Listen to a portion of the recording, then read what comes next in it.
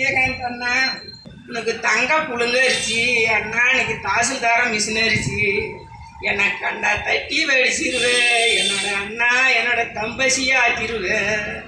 இன்னைக்கு நீ போய் மறைஞ்சிதான் என்னை தங்க புழுங்கரிச்சு என்னை தட்டி வெடிப்பருல. என் அண்ணா என்னோட தம்பசியே ஆத்தருல.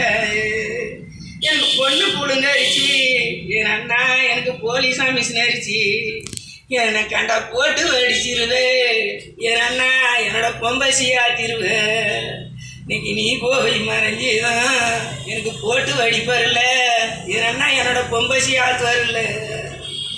நான் வாழையிலேயே கையில் எடுத்து என் அண்ணா அந்த வளவலை குண்டு வந்தா என்னை வான்னு அழைச்சிருவேன். என்ன போகுது இப்போ விஜய்க்கு நம்ம பண்ண மாதிரி அவருக்கு ஒரு ஓட்டு போட்டுருந்தா அவர் இன்னும் சிறப்பாக இருந்திருப்பார். நம்ம நாட்டுக்கு இன்னும் சிறப்பாக பண்ணியிருப்பார். விஜய்க்கு நம்ம ஒரே மனுஷாக நின்று எல்லாம் ஓட்டு போட்ட மாதிரி அவங்களுக்கும் நம்ம பண்ணியிருந்தா இன்னும் நெடுநாள் இருந்திருப்பார். அவர் அதுலேயே கொஞ்சம் வெந்து என்னவோ அவருக்கு ஆயுசு அவ்வளவோ அந்த எம்பெருமா வடைக்குமாலையானே அந்த ரதத்தை மேலே வந்து ஆழ்வார் மேலே வந்து கூட்டின்னு போயிட்டார். அவர் ஆயுசு அதில் தான் நம்ம நினைக்கணும் பெருமையாக. அவர் இன்னமும் கண் இல்லாத கால் இல்லாத கை இல்லாத கால் இல்லாத கூட இந்த உலகத்தில் எத்தனையோ பேர் வாழ்கிறாங்க. அவர் சோரை நம்பி வாழ்ந்தவங்க அவங்க வீட்டை சுற்றி எப்படி அழுறாங்க, அவர் சமாதியை சுற்றி எப்படி அழுறாங்க. இன்னமும் அந்த சோறு போட்டுன்னு வராரு. அவர் மறந்தும் அவர் மண்ணுக்கு மறைஞ்சும் இன்னமும் அவருடைய சோறு அந்த ஊரில் இன்னமும் சாப்பிட்றாங்க ஜனங்க, இன்னும் வாழ்ந்து வர்றாங்க. ஏன்னா அவர் மனுஷன் மேலே வச்சிருந்த நம்பிக்கை, அவர் மனுஷன் மேலே வச்சிருந்த ஒரு பாசம், அதாங்க மனுஷனா வாழ்ந்தா அந்த மாதிரி கொஞ்ச நாள். நாம மட்டும் எத்தனை நாள் வாழ்கிறோம்? பணம் பணம் பணம் பணம். இந்த பணத்துக்காகவே வாழக்கூடாது, மனுஷன் பாசத்துக்காகவும் நினச்சி பார்க்கணும். இன்னைக்கு இவர் வெளியே நம்மளை கொண்டாடுன்னு நினைக்கிற போது நம்ம 10 பேரும் சேர்ந்து அவர் தூக்கி விட்டோம்னா அவரும் நம்மளை வெளியே கொண்டுவார்.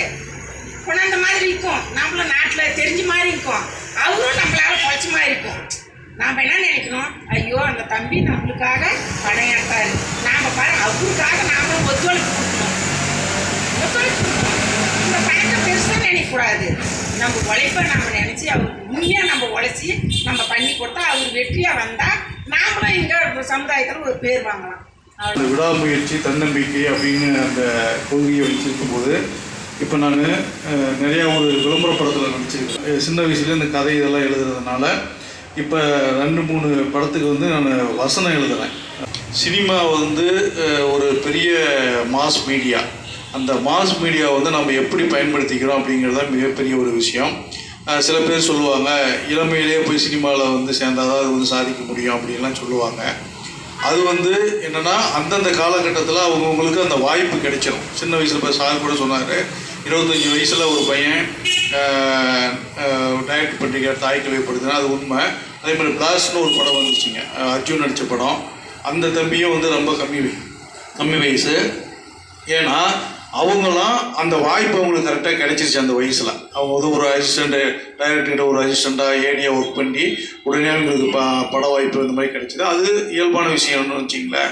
ஆனால் அதுக்காக நம்ம வயசாகிடுச்சு, 40 வயசுக்கு மேலே ஆயிடுச்சு, 35 வயசுக்கு மேலே ஆயிடுச்சு, நம்ம வந்து ட்ரை பண்ணக்கூடாது அப்படின்லாம் எந்த ஒரு கோட்பாடும் கிடையாது. ஆனால் சினிமா அப்படிங்கிறதுக்கு வந்து இலக்கணம் கிடையாதுங்க. இந்த வயசுல தான் சாதிக்கணும், இதெல்லாம் இதுக்கு மேலே சாதிக்க முடியாது அப்படின்லாம் கிடையாது. எந்த வயசில் வேணாலும் உங்களுக்கு திறமை என்று ஒன்று இருந்தால் நீங்கள் எந்த வயசில் வேணாலும் சாதிக்கலாம். புரியுதுங்களா? அதுக்கு உதாரணம் சொல்ல பாருங்க. எம்ஜிஆரே பார்த்தீங்கன்னா 46 வயசுக்கு மேலே தான் கதாநாயகன். அதுக்கு முன்னாடி அவருக்கு யாருக்குமே தெரியாது. புரியுதுங்களா? அவர் வந்து சின்ன கேரக்டர் இந்த மாதிரி ஜூனியர் ஆர்டிஸ்ட் மாதிரி அங்கே நிற்பார் இங்கே நிற்பார், அந்த மாதிரி கேரக்டர் தான் நடிச்சுட்டு வந்தார். காரியன் ரத்னன்னு ஒருத்தர், அப்புறமேட்டு நம்ம NS கிருஷ்ணன், இவங்க தான் அவருக்கு வந்து வாய்ப்பெலாம் வாங்கி கொடுத்து சின்ன ரோல்லாம் வாங்கி கொடுத்து அப்படியே ஹீரோவானார். அடுத்தது பார்த்தீங்கன்னா ராஜ்கிரனும் அதே மாதிரி தான் 46 வயசுக்கு மேலே தான் ஒரு சினிமாவுக்கு ஹீரோவாக நடிக்கிறார். இது மாதிரி நிறையா சொல்லலாம். அதே மாதிரி பறவை முனியமான ஒரு அம்மா பார்த்தீங்கன்னா தெரியும், எவ்வளோ வயசில் வந்தாங்கன்னு உங்களுக்கு எல்லாமே தெரியும். புரியுதுங்களா? அந்த மாதிரி ரொம்ப வயசானதுக்கு அப்புறம் 60 வயசுக்கு பக்கமாக தான் சினிமாவுக்கே வராங்க. நம்ம இப்போ இல்லை. அது மாதிரி அந்தந்த திறமைகள் அந்தந்த காலகட்டத்தில் வந்து வெளிப்படும். அப்போ உங்களுக்கு வந்து ஒரு காலம் இருக்குது. புரியுதுங்களா? அதுக்காக அந்த சினிமா ட்ரை பண்ணுறத நாம் வந்து விடாமல் அதை விடாமுயற்சியோடு நம்ம இருந்தோம்னா எப்பயாவது ஒரு நாள் நம்ம வந்து ஜெயிச்சே தீருவோம். அதில் வந்து என்னன்னு கேட்டிங்கன்னா, நீங்கள் உங்கள் தொழில் செஞ்சுட்டு இருக்கிறீங்களா உங்கள் பொருளாதாரத்துக்காக, அந்த தொழிலை நம்ம செஞ்சுட்டு அதோட இதையும் நம்ம செஞ்சுட்டு இருக்கிறோம். அதாவது வெறித்தனமாக செய்யணும். தொழில் வந்து அது வெறித்தனமாக செய்கிறது வந்து நமக்கு மட்டும்தான் தெரியணும், வெளியில் தெரியக்கூடாது. ஏன்னா நம்ம குடும்ப நண்பர்களுக்கு தெரிஞ்சால் கூட அதை கிண்டல் பண்ணுவாங்க சினிமாவில் ட்ரை பண்ணுறாங்க, புரியுதுங்களா? ஏன்னா குடும்பமே ஒத்துழைக்காது நிறைய பேர்த்துக்கு. அது நான் கண்ட உண்மை. ஏன்னா அது நிறைய பேர் போயிட்டு பாதியிலே வந்து ஒவ்வொரு மக்களும் உங்களோட வரிப்பணமும் உங்களோட உழைப்பும் தான் அரசாங்கமே, சும்மா ஒன்றும் கிடையாது. ஒரு போலீஸ் என்பது கூட அவர் படித்தாரு, அந்த வேலைக்கு நாமளா செஞ்சு தான் அரசாங்கம் உருவாக்கி இந்த துறையை கொண்டு வந்தோம். படிப்பறிவு இல்லாத மக்கள் நம்ம என்ன பண்ணுறோம்? விவசாயம் உள்ளது நம்ம தான், எல்லாமே நம்ம தான். நம்மளால முடியாது எதுவுமே கிடையாது. மக்களுக்கு என் மூச்சு இருக்கிறவரையும் நான் இந்த பணியை செய்து கொண்டு தான் இருப்பேன் என்று உறுதி கொடுத்துட்டாரு. பக்கத்தில் இது மாதிரி இந்த கூட்டணி கட்சிகள் கொடுத்தாங்க, ஆதரவு கொடுத்தாங்க, நல்வழிக்காக கொடுத்தாங்க. இப்போ வந்து சேர்ந்துக்கிறவங்கலாம் வந்து 6 பேர் சேர்ந்துக்கிறவங்களாம் நல்லா பணம் வச்சுக்கிறாங்க. எப்படி முன்னாலெல்லாம் பூரா கொள்ளடிச்சு வச்சுக்கிறாங்க. நீ ஏன் வந்து ராஜினாமா பண்ணிட்டு வந்து இவர்கிட்ட வரீங்க? உன்னோட சொத்துக்களையும் உன்னோட பணத்தையும் பாதுகாக்கிறதுக்காக தான் விஜய்கிட்ட வரீங்க. உண்மையாக ஒன்றுமே இல்லாத வாங்க, அவரை உன்னை ஜெயிக்க வச்சு சட்டமன்றத்துக்கு அனுப்புகிறாரு.